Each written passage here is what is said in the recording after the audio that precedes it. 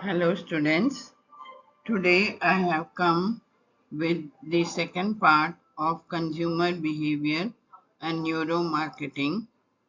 So today I am going to talk about brand personality and also about consumer perception, why brands have to be given a personality like humans. We'll be discussing on that, and also about consumer perception.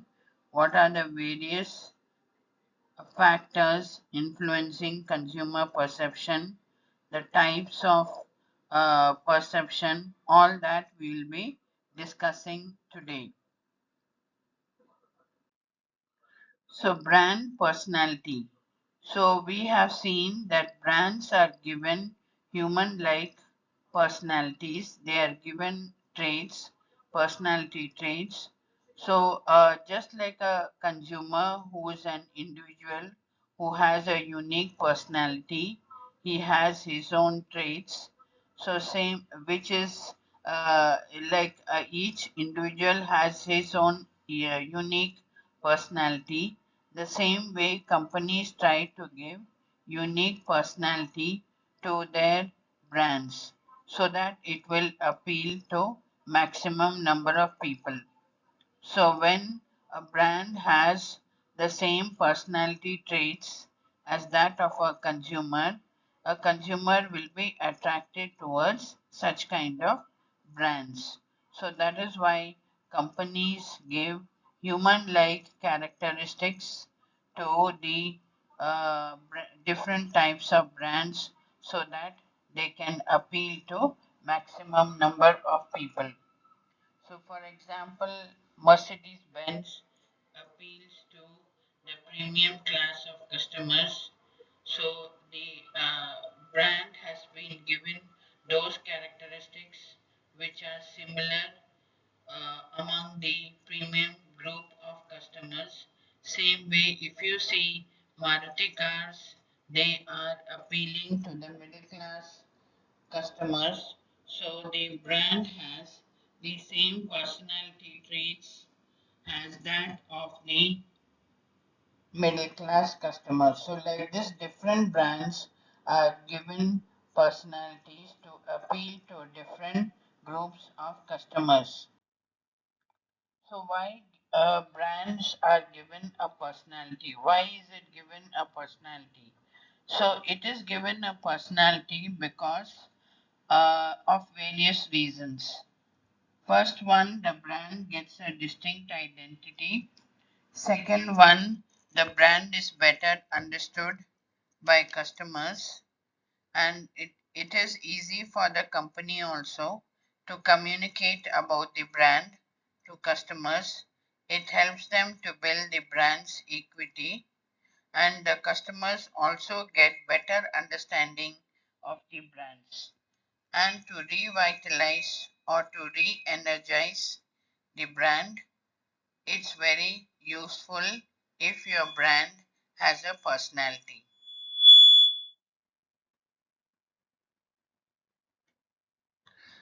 So, increased understanding of the brand. When a brand has got a specific personality traits, it will appeal to a certain group of customers who have the similar personality traits. So the marketer will come to know more about such group of customers. This will be a valuable piece of information for the marketer, which will help him to market his products well and thereby increase his revenue. Brand personality is important because it gives a distinct identity to the brand. Since the brand gets human like characteristics, the consumer will be able to understand the brand well. They will be able to distinguish the brand from other competitor brands. So they will be able to classify the brand into different product classes, and they will be able to understand that each brand will offer them a different experience. For example, Lux Soaps is a premium soap where the marketer shows in their advertisements celebrities like film stars are using the premium soaps, so it appeals to those customers who aspire to become celebrities or who have the similar personality traits as that of the premium soap. So it appeals to such group of customers. Whereas Lifebuoy soap is for the middle class, lower middle class, for the common man. It appeals to that group of customers. So the brand has been given similar personality characteristics as that of the middle class or lower middle class customers, that is the common people. Brand personality also helps to communicate about the brand, because when a brand has got a distinct brand personality, the marketers can communicate about the brand well in their promotions. So the customers who receive such kind of promotions, they will be able to understand about the brand well, and they will be able to connect with the brand, as the brand would be having similar personality characteristics or traits as that of the targeted customers. Also, brand personality helps to build brand equity, that is the brand's value. Most of the companies we see, their brands are more valuable than the value of the company or than the infrastructure of the company. So, having a brand personality for your brands helps to build the brand value or brand equity, so people will be attracted towards such brands which have high brand equity, and they will develop a favorable perception towards such brands. Also, brand personality helps consumers to understand the brand better, so they will get to realize the true meaning of the brand. They will be able to connect well with the brand, develop a strong relationship, and they will be able to differentiate the brand from that of the competitors' brands. Also, revitalizing or re energizing the brand is helpful if your brand has a distinct personality. Suppose your brand is very old and you want to relaunch it into the market. So, by giving it a distinct new personality, you can revitalize it or re energize your brand. For example, Horlicks has been there for more than 100 years.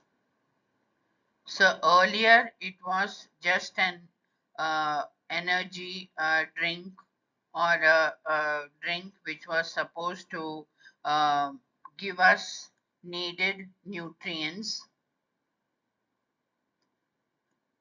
So later on, the company wanted to uh, relaunch or revitalize their brand.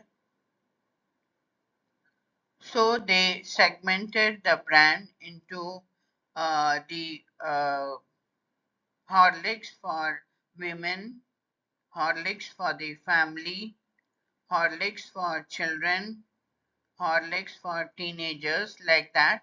they were able to distinguish each with a distinct personality to appeal to those targeted group of customers.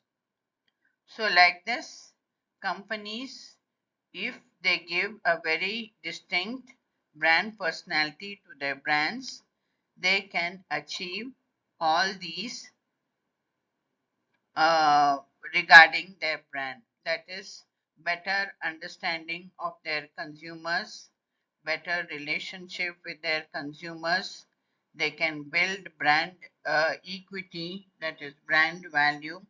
They can differentiate the brand from those of competitors. They can also re energize their brand. Consumer perception. Perception means what a person receives a lot of stimuli around him through his sensory organs. So, all this information, what he sees, what he hears, what he tastes, what he feels by touch, all these sensory stimuli which he is receiving, he selects the stimuli only which he wants to select, and he organizes it or groups it into different classes or different classifications, and then he tries to interpret or understand so as to get a meaningful picture of the world. So, this is what is known as consumer perception. So, consumer perception is basically how we see the world around us, how we interpret the world around us, how we interpret all the stimuli that we receive through our sensory organs, how we understand the world around us.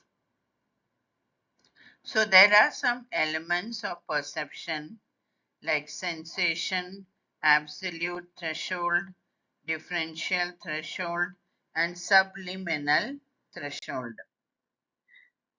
Sensation is what our sensory organs receive when they receive the stimuli, how they respond.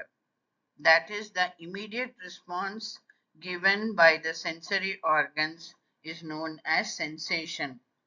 Like suppose if anything hot comes in touch with our skin, we immediately pull away. So that is the direct and immediate response or sensation which is given by our sensory organ of touch. So same way marketers try to create advertisements to attract the senses of customers. So they put in lot of sensory inputs like pictures, attractive pictures, colors, graphics, textures, highlighting words. All these they put in so as to attract the sensory organs of the customers and to get an immediate response from them. For example, when you see a new model car, advertisement of a new model car, if you are a customer who is interested in cars, you will be immediately attracted by the huge advertisement, by the pictures, by the colors, by the way the car has been depicted, graphics, all that will attract you. It will attract to your sensory organs. Same way, if you enter a bakery, the smells that you get from the bakery, baking a cake or baking bread, that will immediately make your mouth to water if you are hungry at that point in time, or if you are not hungry also, you may tend to feel hungry at that point in time. That is the response of your sensory organ. So this is known as sensation, the direct and immediate response of our sensory organs to various stimuli. So this diagram depicts the connection between sensation, our brain, our sense organs, and how the perception arises as a result of it. So, how our sense organs receive information from the environment, what we see, what we hear, what we smell, what we touch, what we taste, all this is processed in our brain. It is analyzed, it is sorted out and processed in our brain, and we come up with our interpretations of that stimuli. So, here the involvement of sense organs and the brain helps us to form a perception. So, that helps us to form a picture of the world, how we perceive the world, or how we see the world around us. Sensory threshold. This is the maximum limit a stimuli has to reach in order to be noticed by consumers. So companies study their sensory threshold of their product features, their advertisements, their marketing strategies, how it will impact the consumer's purchase behavior. So they try to find out the sensory threshold, and then they will try to determine if they are able to reach the consumer successfully or not. So sensory threshold is the maximum limit a stimuli has to reach in order to be noticed by consumers. So sensory threshold differs from consumer to consumer. It is a different limit for different customers. Absolute threshold is also a type which is a minimum level of stimuli which is noticed by the consumer.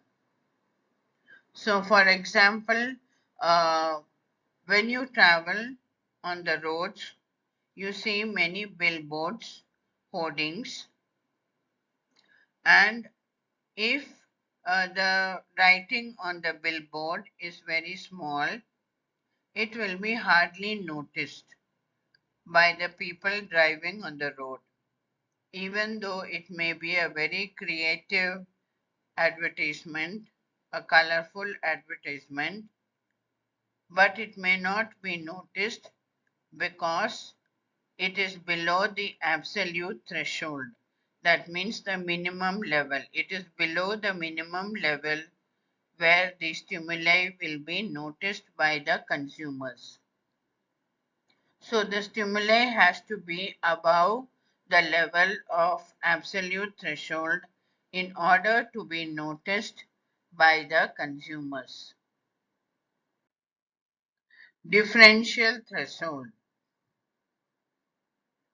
This is known as JND, just noticeable difference. So between two stimuli, what is the minimum difference? That is known as differential threshold. So the first stimuli will happen, then the second stimuli has to be stronger for it to be noticed by consumers. This differential threshold was developed by Ernest Weber, so that is why it is called as this Weber's law.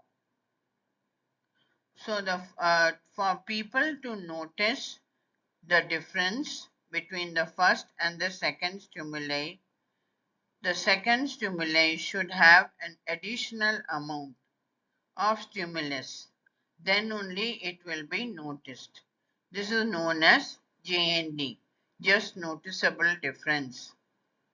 So suppose a TV advertisement, the first pick or the first slide of the TV advertisement will be the first stimulus, which will grab the attention of the consumer. So it may be very colorful or graphics or a celebrity brand ambassador, some thing to grab the attention of the consumers.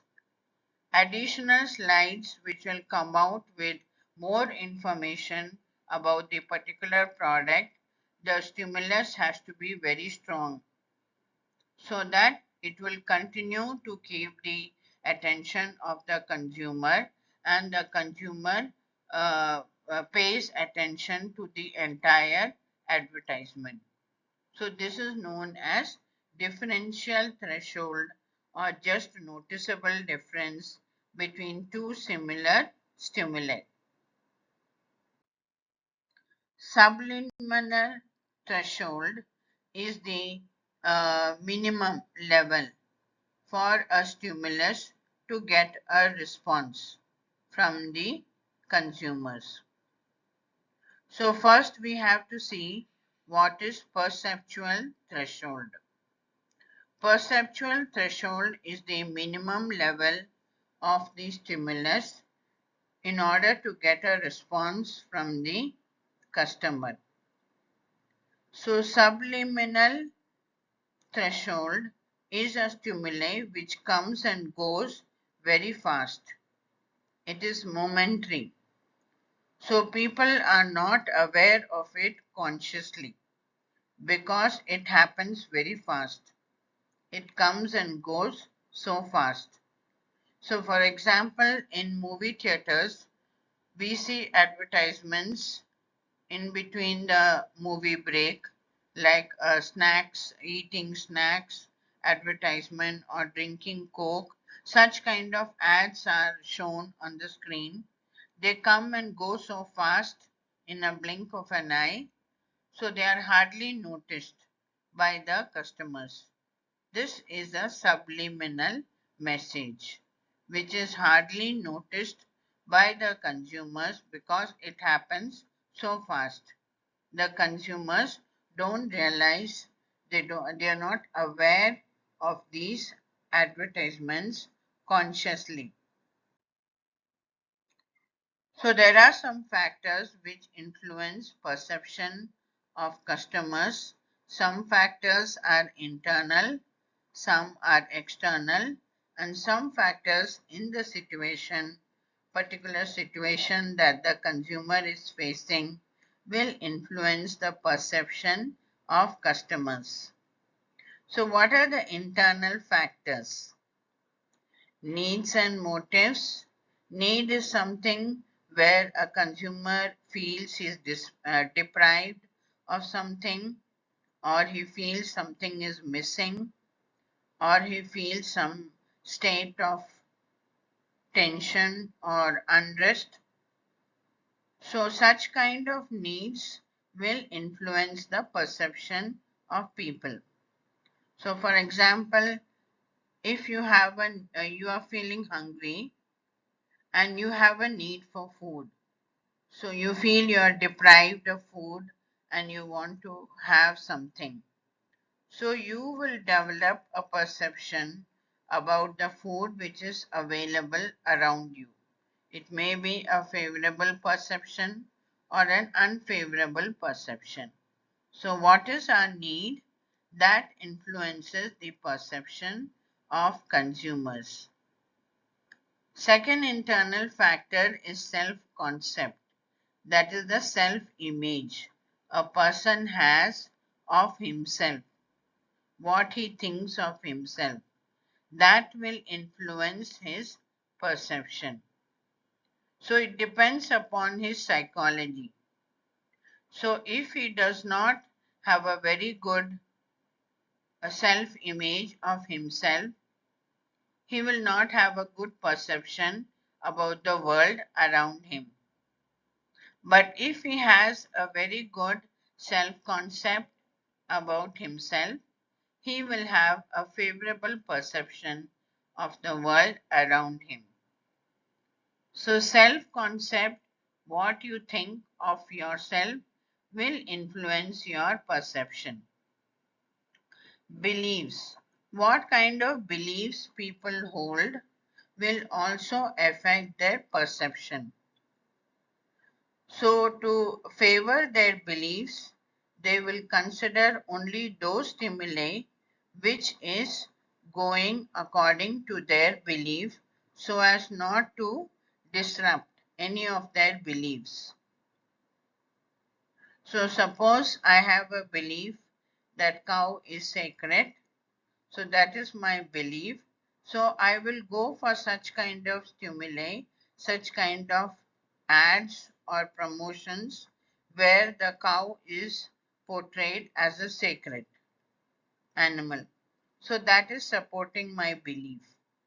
So needs and motives, what self-concept you have, what beliefs you keep are the internal factors which influence your perception. Your past experiences. Depending on your past experience, you will develop a favorable or unfavorable perception of the current situation.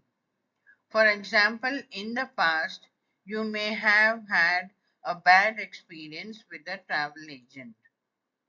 So, whenever you come across a travel agent in any situation, you will not be having a favorable perception about that travel agent because you had a bad experience, so you will not be ready to trust a travel agent again.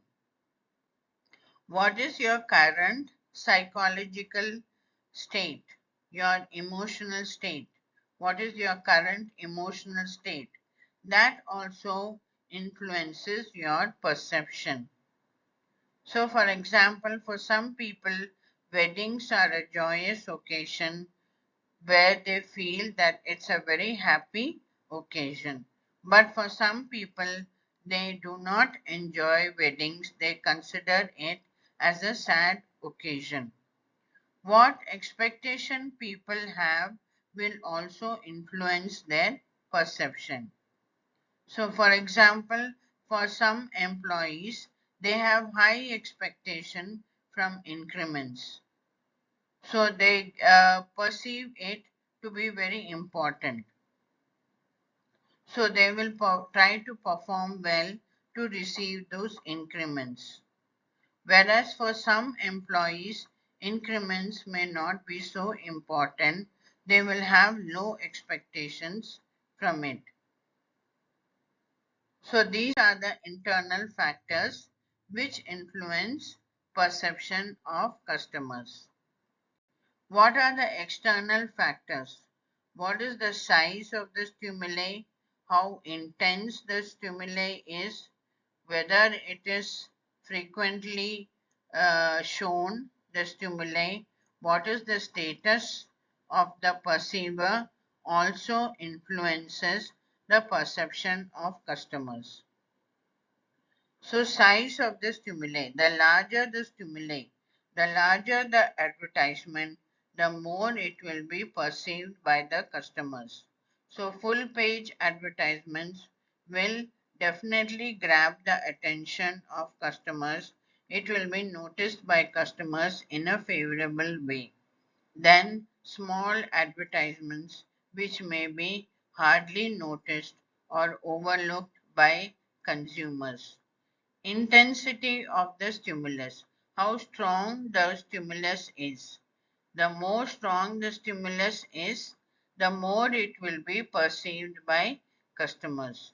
So when the advertisements are very bold, bright and highlighted with catchy music in the background, it will definitely grab the attention of consumers. It will be perceived well by the consumers. Frequency of the stimulus will also determine the perception of consumers. Advertisements, when it is repeated frequently, it will get more attention from consumers. Like, for example, in popular cricket matches, like between India and Pakistan, those kind of matches, lot of ads are shown repeatedly, especially the sponsors will be showing their ads repeatedly. So such kind of frequency of ads will definitely get the attention of the viewers. What is the status of the consumer or the perceiver will also affect their perception. So higher the status, they will have more favorable perception towards the particular stimuli. So these are the external factors which influence perception of customers. Contrast of the stimuli. When a stimuli, external stimuli is very different from the other stimuli, it will be definitely perceived by customers. So when a particular advertisement is very prominent, it is very different in size or in color or in graphics or some kind of special effects. It's very different from the other regular advertisements. It's a contrasting advertisement. Then it will definitely be perceived by customers. What are the factors in the situation that will also influence perception of customers? So what is in his surroundings? What are the situational factors? What is the time of the day? What is the temperature? What is the lighting, location? All this will affect perception of customers.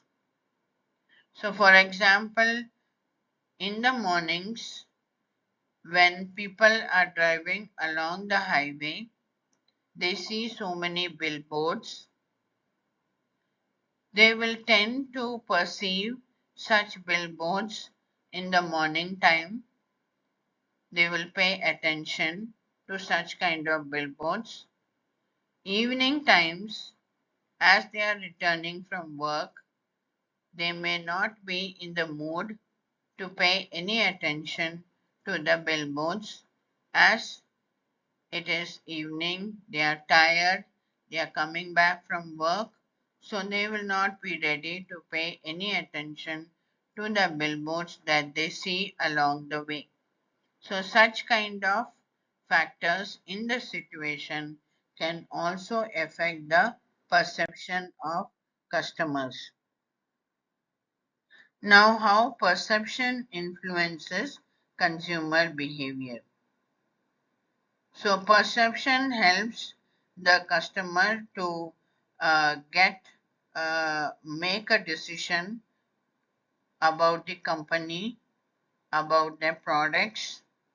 Perception helps them to make a decision about the risk relating to the purchase, helps to increase their loyalty towards the brand, helps them to notice the difference between that particular brand and competitor's brand. So when consumer receives a lot of information about the company and its products, they are able to develop a perception about the company and its products. So in the advertisements, the product features or service, its quality, convenience, etc. will be highlighted, which will help the consumers to develop a favorable perception towards that product, which will then increase sales. So what is the perception of consumers will help them to make a favorable or unfavorable decision towards the products. When it is an unknown brand, consumers will not be ready to buy that product because it involves more risk. So when in the advertisements, maximum information is given about the products, the consumer will feel less of risk in their purchase, and they will develop a favorable perception towards that particular brand. So that is why companies, to reduce the risk towards purchases, they allow the consumer to handle the product in the store or to take for a trial use that particular product, so that they can develop a favorable perception towards that product. They feel that the risk is reduced towards the purchase of that product, and they will be ready to buy that particular product.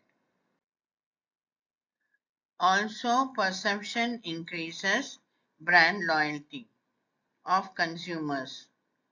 So when consumers purchase a product and they feel that the product has a good reputation, they become more loyal towards that product. They develop a favorable perception towards that product, and rivals will not be able to take away such kind of loyal customers. So once through their promotions, companies try to make sure that consumers become brand loyal towards their brand, so that they cannot be taken away by competitors. Also, perception helps to notice the difference between their brand and competitors' brands.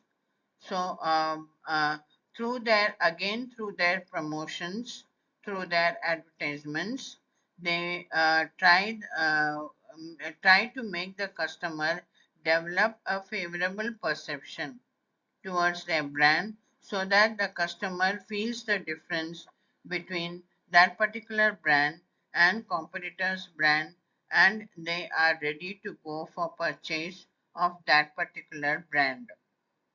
So this is how perception influences the consumer purchase in with especially with regard to risk related to the purchase, or with regard to developing a favorable perception.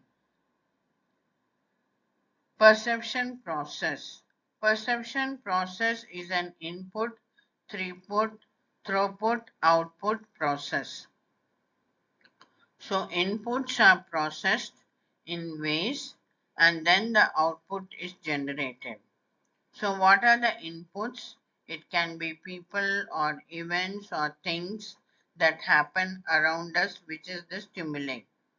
Throughputs are the procedures in which these inputs are processed, that is, they are selected, they are organized, and then they are analyzed and understood by consumers, and then the output is generated, which is the consumers will develop certain attitudes, feelings, or opinions towards the product, which will affect the purchase behavior of consumers.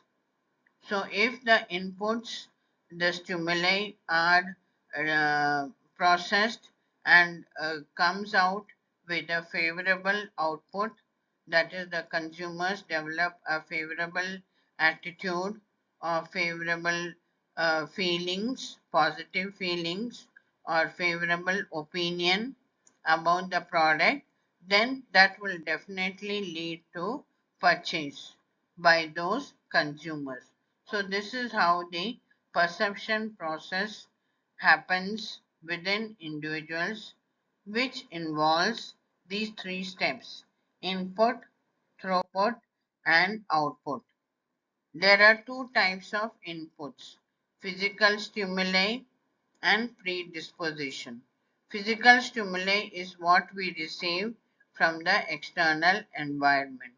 Predispositions is what we get from individuals, the learnings, the expectations, the motives which we get when we have different experiences with individuals.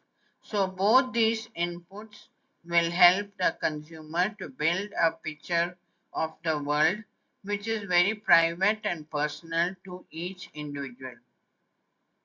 So each individual develops his own desires, expectations, wants, and needs, and that will help him to build up his perception, which is unique and different, as each person sees the world in different ways.